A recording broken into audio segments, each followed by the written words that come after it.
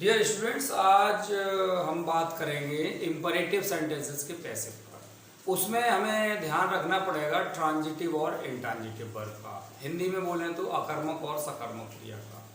ठीक है, तो ये ट्रांजिटिव और इंट्रांजिटिव वर्ब का जो है वो हम अलग वीडियो में देखेंगे। यहाँ पे ये वीडियो थोड़ा लंबा हो जाएगा, हम इसे नहीं करना चाहते। ठीक है, छोटा लिमिट में ही रखना चाहते हैं।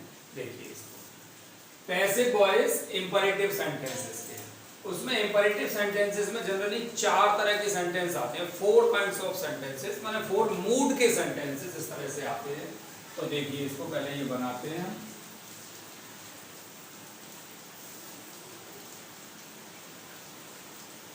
ये ट्रांजिटिव वर्ब और ये इंट्रांजिटिव वर्ब।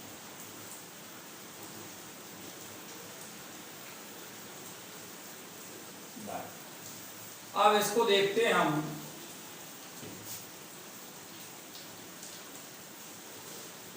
ये तो हमारी वर्ब हो गया।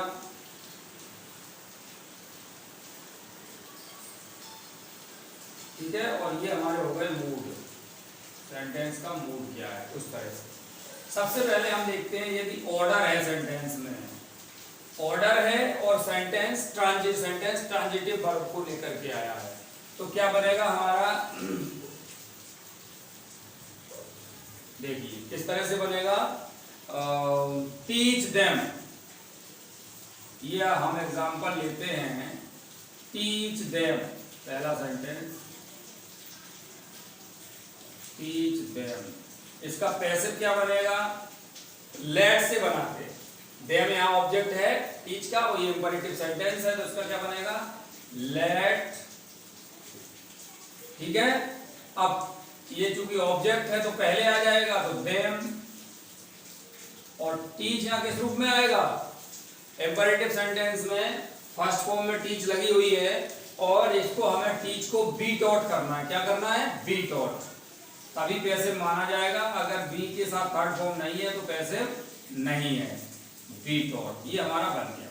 अब आप जानते हो इंपरेटिव सेंटेंसेस में बी के फर्स्ट फॉर्म के रूप में हमारे पास 4 शब्द है, 4 words are there, is, are, am और बी। आप जानते हो इंपरेटिव सेंटेंस में एज, आर, एम आएंगे नहीं। ठीक है, तो ये इस तरह से हो गया। और जब इंट्रांजिटिव वर्ब आ जाए, जैसे गो आउट, इसमें आउट जो है हमारा नाउन ही नहीं है, नाउन प्रोनाउन नहीं है, तो डेफिनेटली वो ऑब्जेक्ट भी नहीं है। तो इसके लिए क्या करते हैं, सीधा सीधा सेंटेंस जोड़ देते हैं। यू आर ऑर्डर्ड टू, और जो भी सेंटेंस है उसको जैसे का तैसा या सेंटेंस उतार देंगे इसके आप। क्लियर। और पैसिव हमने बाहर से बनाया, सेंटेंस का पैसिव नहीं बनेगा। जैसे गो आउट का है तो you are ordered to go out, जो का क्यों लिख जाएगा। यहाँ पे देखो ये बी की फॉर्म आ गई है और ये थर्ड फॉर्म आ गई, मैंने बाहर से पैसे मींस मतलब ये बाहर से पैसे बना के हमने इसमें लगा दिया। जब बनेगा, इंट्रांजिटिव का बनता नहीं है, तो वर्ब का तो पैसे नहीं बनेगा, लेकिन सेंटेंस का पैसे बन जाता है इस तरह से बाहर से। दूसरी चीज आती है एडवाइस की। अगर एडवाइस का मूड है तो जैसे कि हेल्प हिम, ये सेंटेंस है एडवाइस वाला, इसमें भी ये ट्रांजिटिव वर्ब हमने लिए।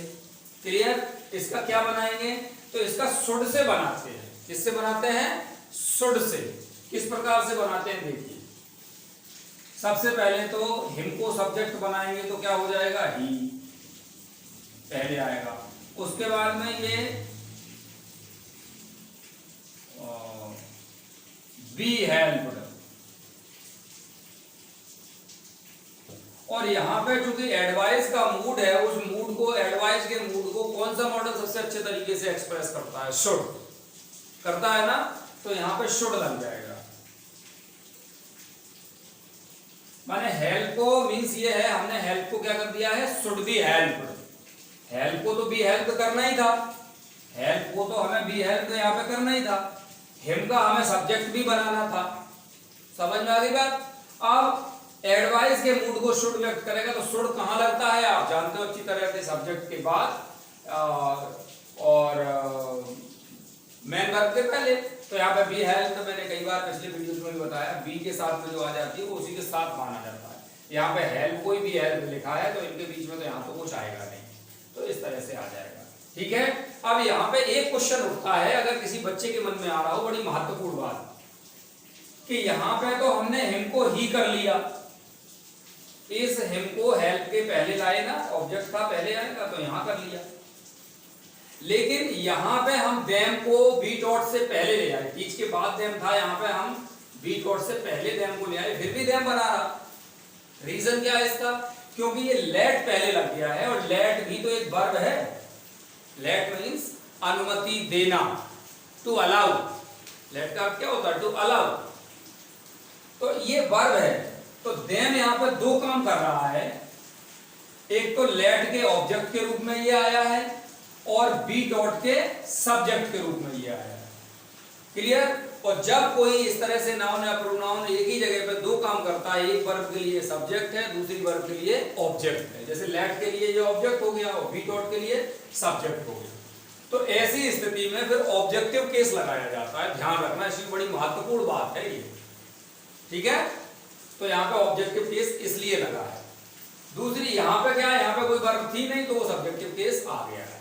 अब एडवाइस में अगर इंट्रांजिटिव वर्ब आ जाती है तो फिर हम सीधा सीधा बना देंगे, यू बाहर से बना देंगे, यू आर एडवाइज्ड टू, जो सेंटेंस है उसको जैसा का तैसा लिख देंगे। कब? जब वर्ब इंट्रांजिटिव है तब, माने वर्ब के बाद ऑब्जेक्ट नहीं है तब, क्योंकि जब ऑब्जेक्ट नहीं है तो वर्ब कभी भी पैसिव में जाती ही नहीं है, ये ध्यान रखना। इसके बाद में तीसरी चीज आती है, बहुत सरल वाली और सिंपल वाली है।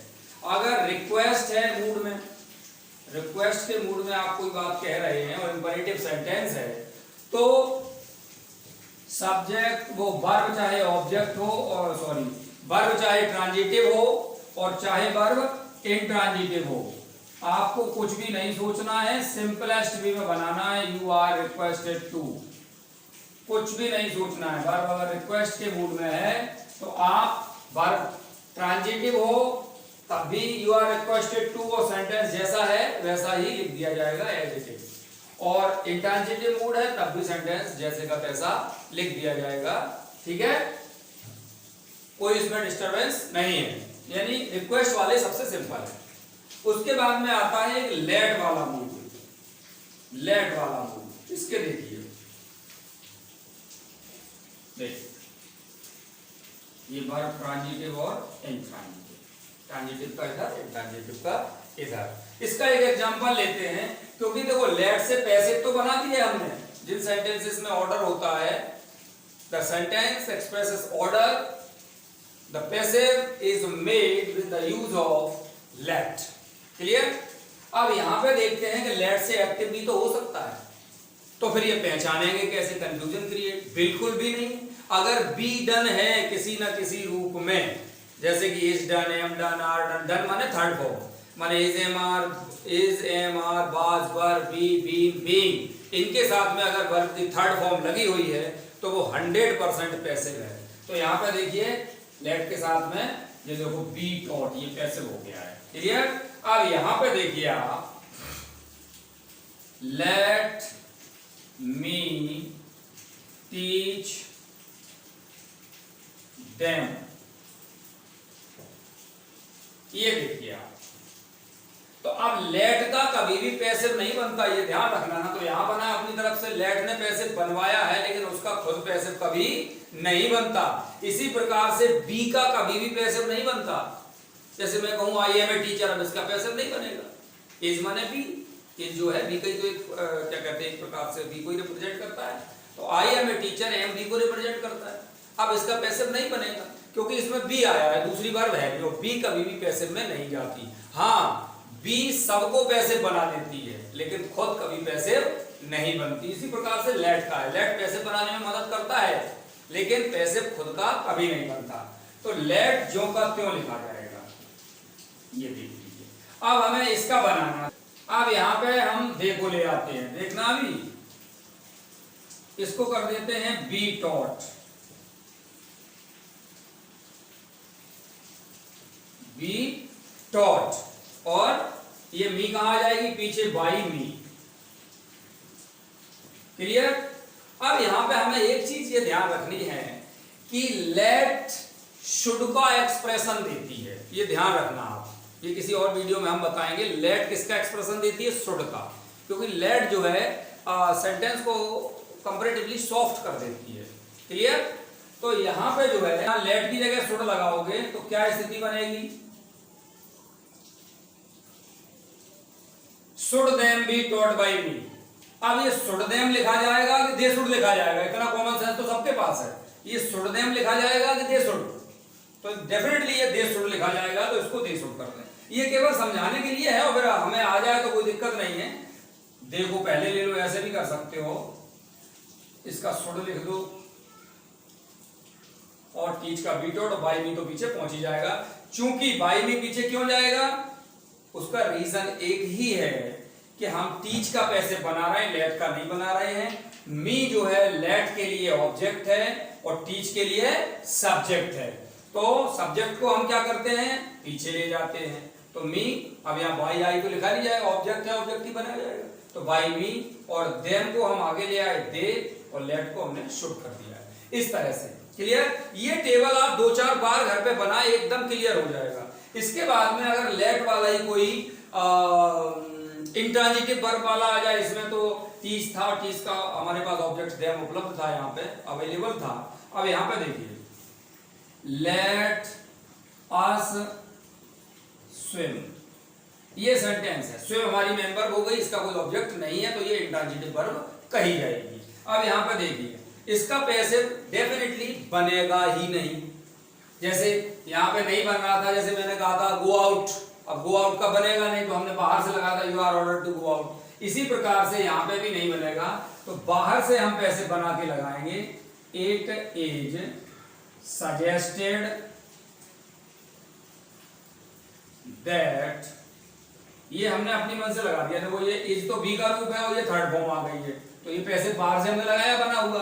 अब हम क्या करेंगे, लेट को शुड में बदल देंगे, क्या कर देंगे, लेट को शुड में चेंज करेंगे, तो क्या बन जाएगा, शुड अस स्विम, गलत, वी शुड स्विम होना चाहिए। लेट की जगह शुड करेंगे तो क्या हो जाएगा, शुड अस स्विम, ये तो सेंटेंस ही नहीं है इस तरह का कोई इंग्लिश में, तो क्या कर देंगे, अस को पहले ले आएंगे तो वी, और लेट की शुड बनी रहेगी, वी शुड स्विम, इस तरह से बना देंगे, वी शुड और स्विम। ठीक है, इस तरह से ये हो जाते हैं आपके। अब इनकी प्रैक्टिस है तो वो आप कर सकते हैं, और कोई प्रॉब्लम है तो आप कमेंट में हमें बता सकते हैं, हम नेक्स्ट वीडियो में उसको देखेंगे। क्लियर। Thank you.